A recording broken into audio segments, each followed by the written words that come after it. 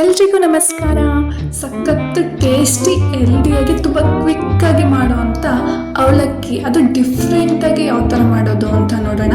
ಇವಾಗ ಒಂದು ಪಾತ್ರೆಗೆ ಎಣ್ಣೆ ಹಾಕ್ಕೊಂಡು ಎಣ್ಣೆ ಬಿಸಿ ಆದಮೇಲೆ ಅದಕ್ಕೆ ಸಾಸಿವೆ, ಹಸಿಮೆಣಸಿನ್ಕಾಯಿ, ಕರಿಬೇವು ಮತ್ತು ಈರುಳ್ಳಿ ಇದಿಷ್ಟು ಹಾಕ್ಕೊಂಡು ಒಂದು ಟ್ರಾನ್ಸ್ಪರೆಂಟ್ ಬರೋವರೆಗೂ ಫ್ರೈ ಮಾಡ್ಕೊಳ್ಳೋಣ.